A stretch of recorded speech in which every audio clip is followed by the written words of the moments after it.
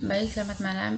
Pertama-tama perkenalkan saya Taruni Madia atas nama Yati Maria LLM NIT 230311. Di sini saya akan menjelaskan tentang daya dukung lingkungan budidaya air tawar, yaitu ikan rainbow.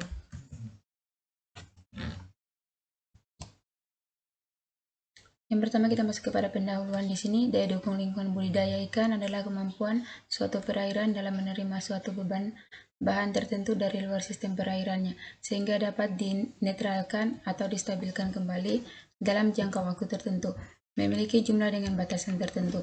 Batasan tersebut dapat didefinisikan berdasarkan regulasi yang ada atau dapat dihitung kondisi nyatanya di perairan tersebut. Kondisi nyata inilah yang menjadi batasan atau disebut pula ambang batas suatu perairan, mempertahankan kestabilan atau sering disebut pula daya dukung lingkungan perairan.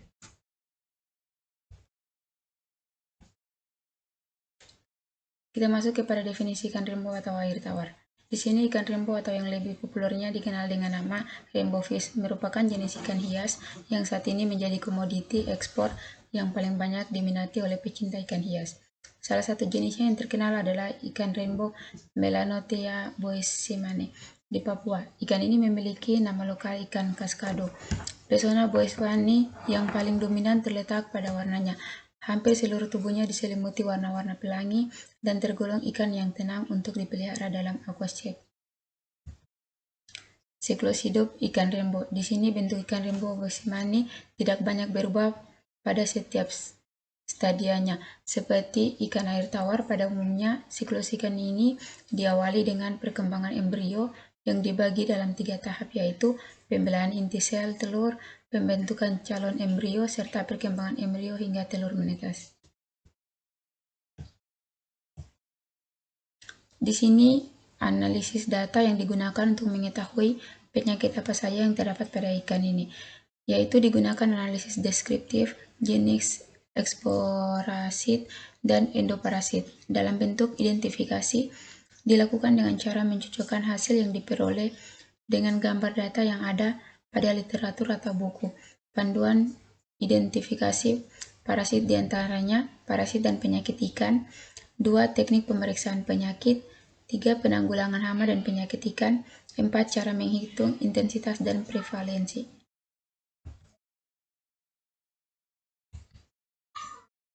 Di sini ada 2 faktor utama daya dukung budidaya air tawar. Kedua faktor tersebut saling terkait dan mempengaruhi satu sama lain. Yang pertama, faktor biofisik.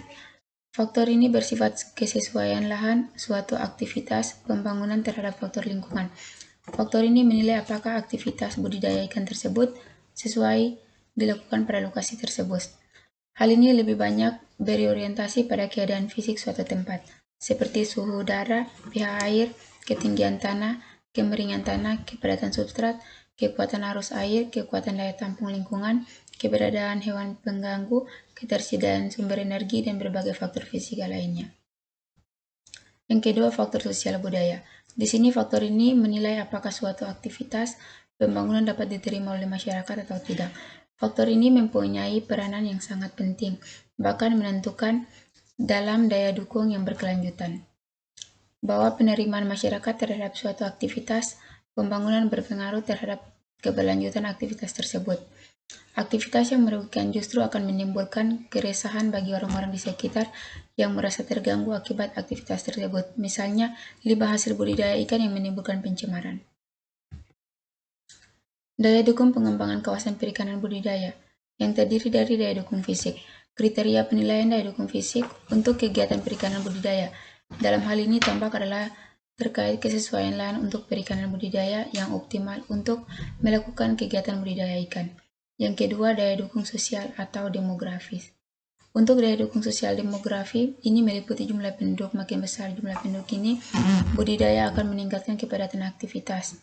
Yang berikutnya, daya dukung lingkungan. Daya dukung lingkungan mencakup kualitas air, kualitas perairan, sangat menentukan produksi perikanan budidaya. Perubahan kualitas akan berdampak langsung pada perubahan produktivitas budidaya di wilayah pesisir.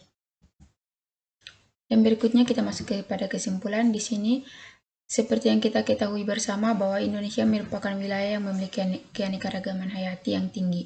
Jumlah dan jenis ikan yang sangat besar memiliki potensi penting dan hendaknya tidak diabaikan. Banyak ikan yang belum diketahui manfaat secara langsung yang sesungguhnya memiliki peran penting dalam produksi perikanan karena kedudukannya dalam rantai kehidupan. Terima kasih, selamat malam dan shalom.